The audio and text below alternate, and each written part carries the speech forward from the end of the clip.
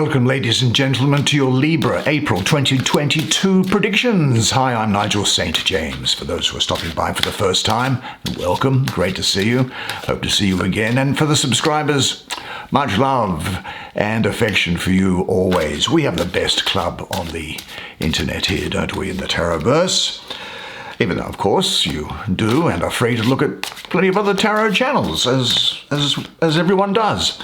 Now, this deck, look, you notice how I shuffle overhand, because the reason is that I don't want to wreck the cards. This deck is very old. There's Justice.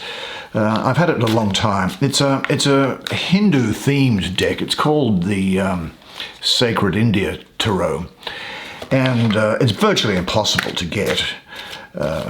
But I did get it years ago, and the cards are still in good condition, and that's because, even though it's gone through the hands of many, many clients. Now, of course, if you'd like a one-on-one clairvoyant reading with me, just check out the information below, and it's from anywhere in the world. But because I shuffle like this, and I ask my clients not to riffle shuffle the cards, they stay in good condition for life. There's Justice. There's the Ace of Arrows. And the Hindu mythology on here is just beautiful. I've been a student of Hinduism for many years. There's the King of Lotuses. I'm not a Hindu myself, but I do appreciate the Hindu philosophy and theology, the religion.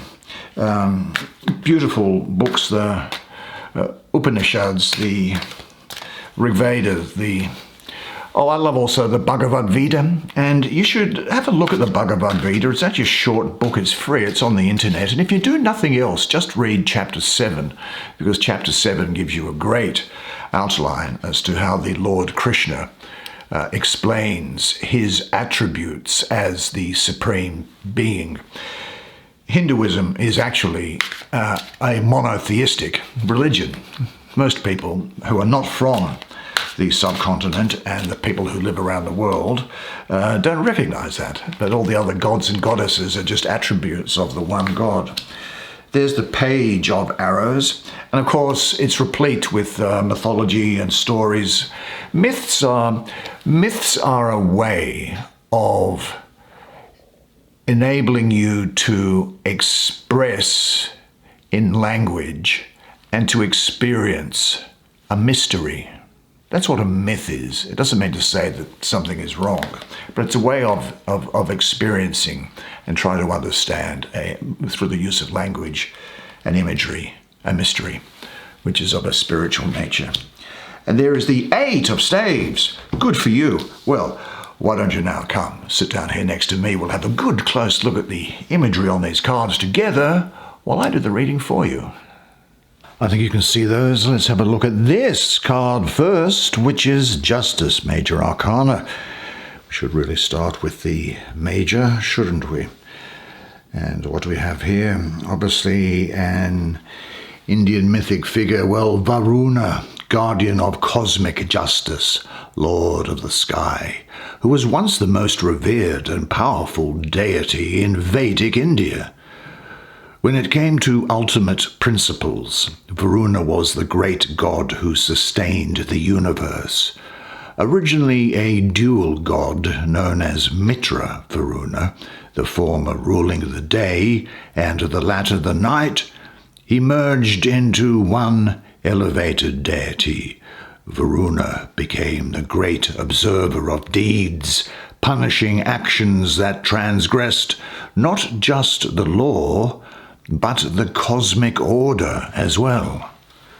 Now, the astrology that I have here with this particular card is that of Venus ruling Libra with Saturn exalted, you'll be pleased to know. Now, as you know, Libra will emphasize that the energy of this card is about balance and equilibrium, and it's about calming a cause of effect and bringing a situation into balance. Now, you are well placed to do that. Well placed. It's justice for you at this time. Balance, maybe adjusting a few things going on around your work life or home life, and I think perhaps even deciding to suspend taking action and just seeing what time brings, or suspending action until you make a decision about what to do about something. So there's a degree of objectivity, I think, here for you, standing back and taking in all the facts of the situation. Also the interest of balancing opposites, I think, here for you. Now, the predominant colours in the background here are blue and green. Blue is the colour of spiritual and intellectual powers, such as thinking, ideas, wisdom.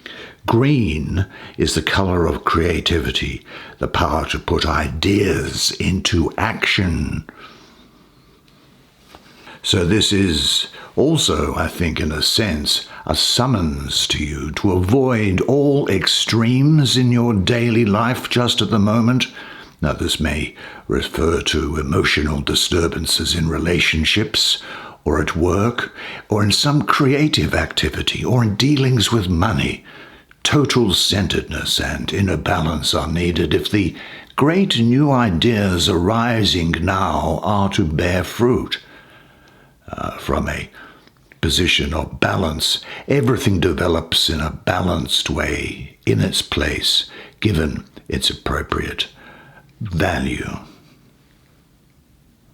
Pay attention to what situations in your daily life tend to throw you off balance.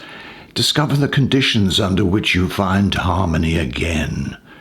Carry this quality with you more and more as you move through your daily activities.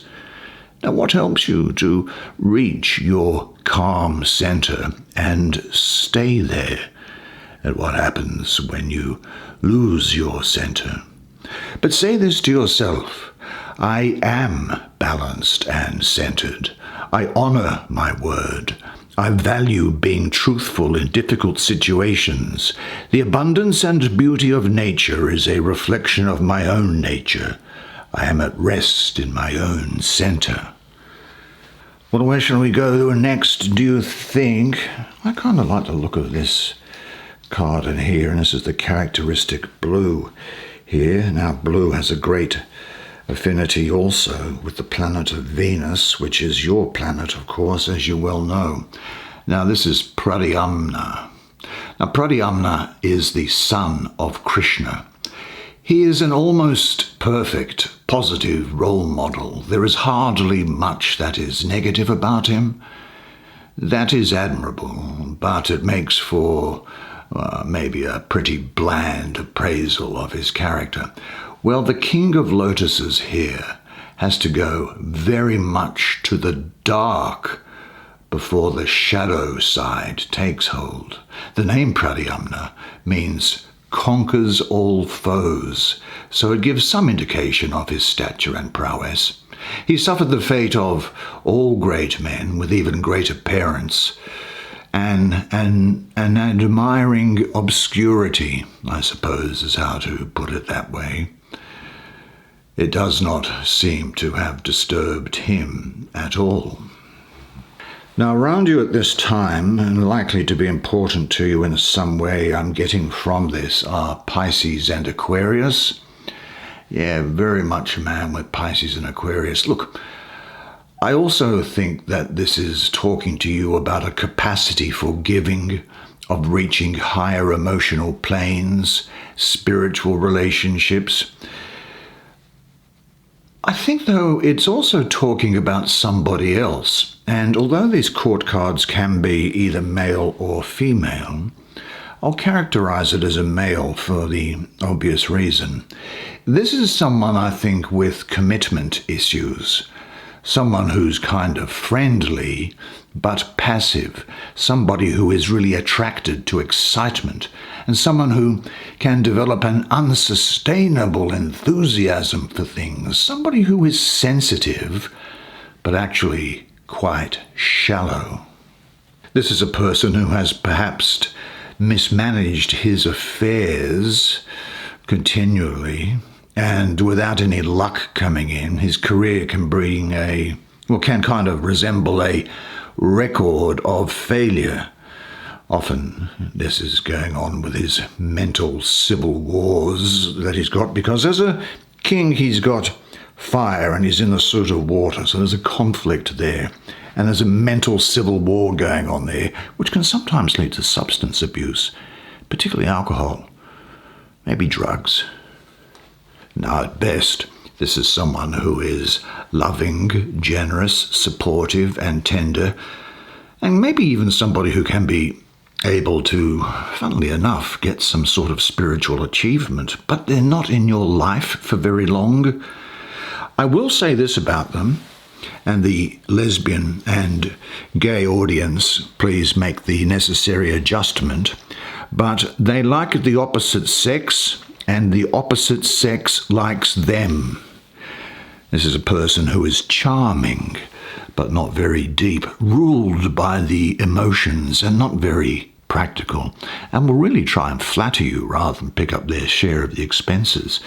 They can often come across as being intensely insecure, needing constant reassurances, and at worst, they're unfaithful, fickle, shallow, highly emotional, and unreliable.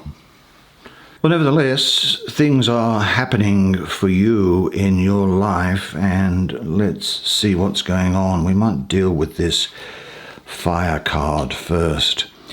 Now, I'm not going to go into all the backstory here, but this is Rama rushing back to his brother in a part of India where Rama is the king and his brother is ruling as regent. What had happened was that Rama's wife had been kidnapped by the guy who was the king of, or living in Lanka, as it was called there, today Sri Lanka.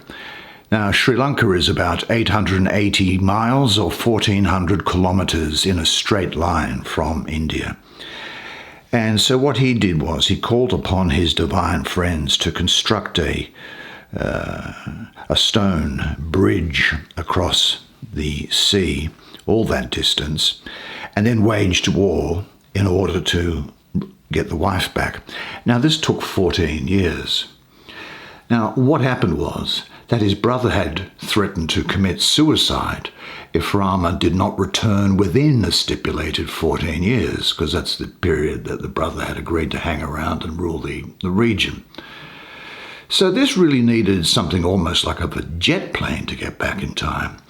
And the trip from Lanka in the time left was only possible by seizing this flying craft from Kubera, the god of wealth. Now, this machine was a curious mixture of science and magic, having a human form, as you see, as well as being a wood and metal craft capable of expanding infinitely, with aisles, and maybe even with window seats, who knows.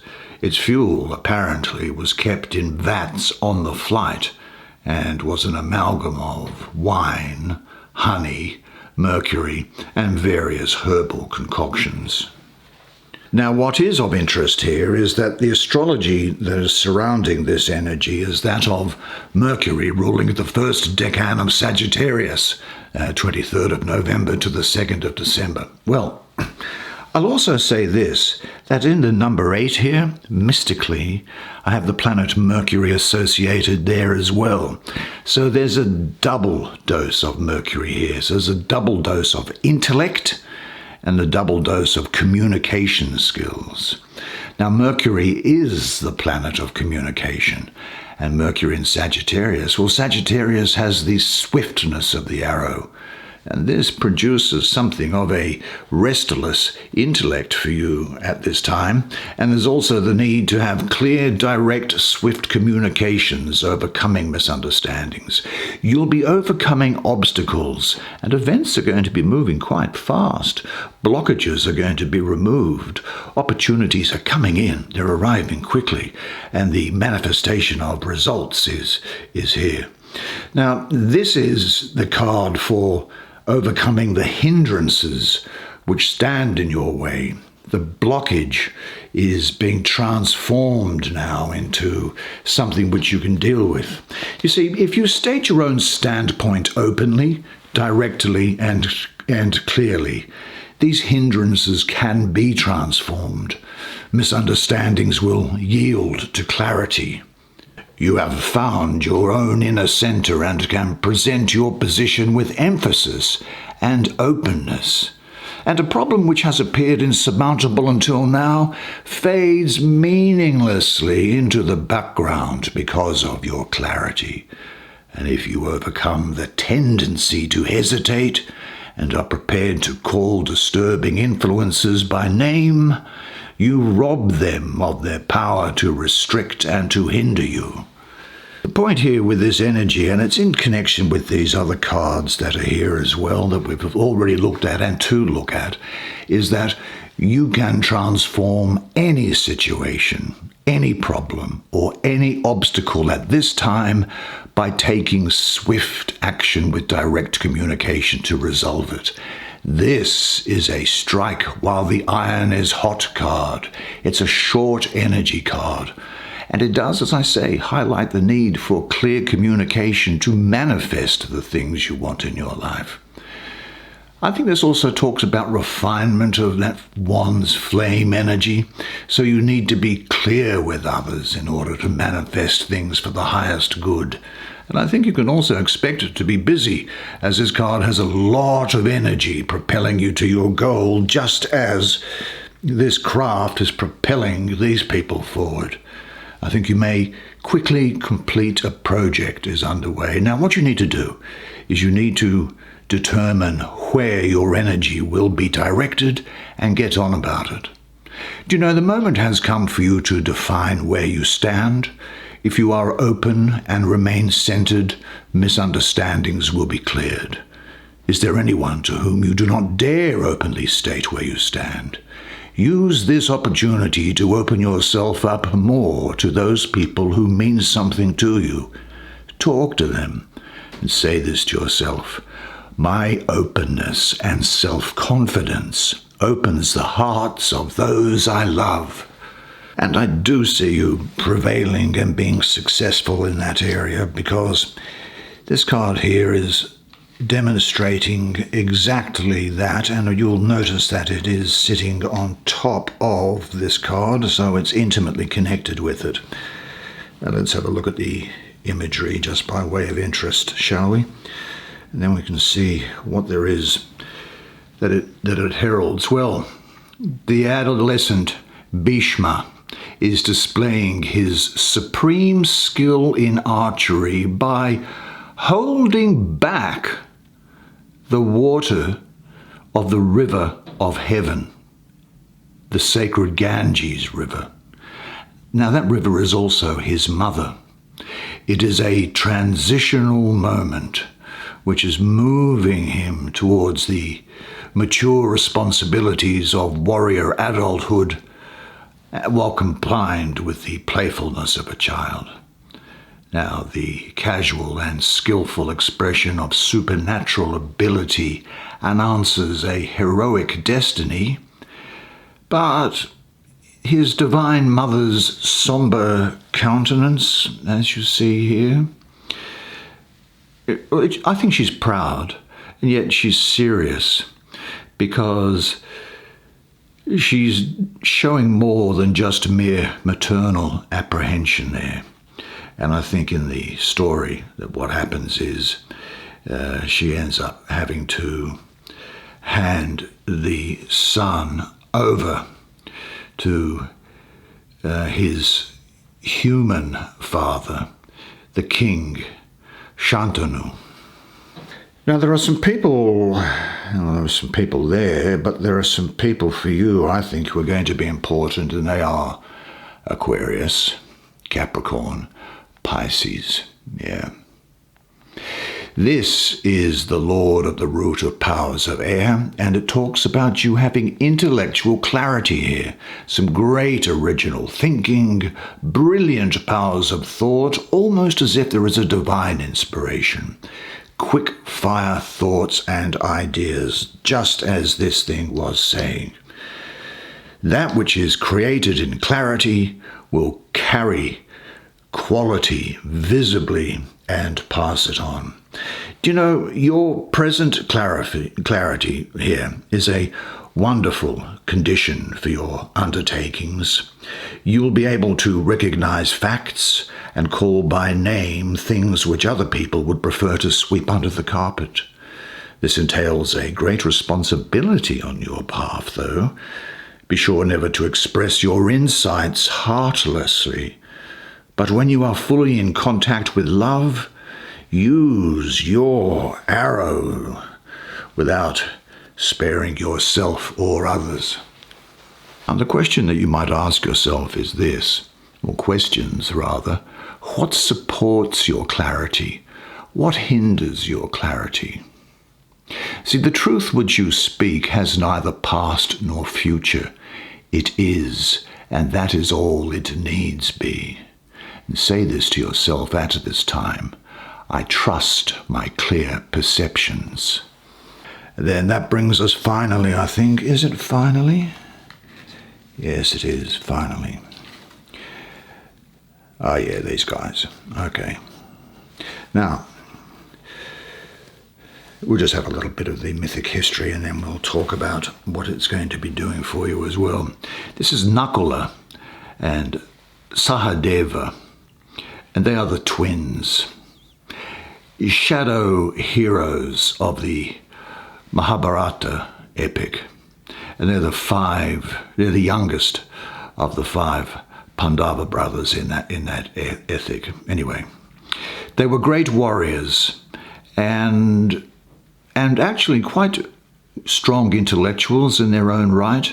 Indeed, they were the best swordsmen of their age, but all the praise in Indian myth was reserved for archers and not for swordsmen. Now I'm getting again that Capricorn, Aquarius, Pisces energy around here.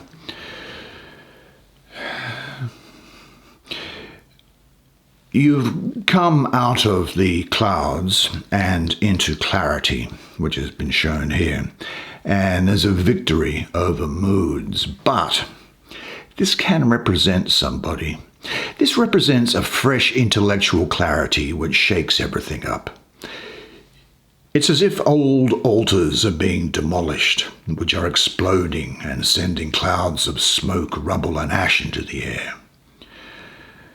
Every change, every inner conflict you experience sends, metaphorically, smoke and ash, that is, emotions and moods, flying into air. But the pages here don't allow the dust caused by the destruction of the old and useless to cloud the clarity of their vision. They use their swords to sweep away moods and disruptive thoughts which arrive. They are resolute and aggressive, dealing well with practical matters, particularly when they include contradictory or paradoxical elements to it. Look, this may be you or it may be somebody that you know at this time who may come across as being quite stern and revengeful, firm and aggressive, but very skilled in the way of the world. This is somebody who is able to deal with situations involving the mind in a tangible way. That is, and I think that you will be able to manifest your thoughts and make them a reality. You will be clever in practical matters, especially where arguments or controversies range. But you could have a destructive way of analysing things and applying the results, so just be aware of that. And beware of any vengefulness or aggression that's around there. No, I don't make any comment about that. I mean, we all have different moods from time to time, don't we?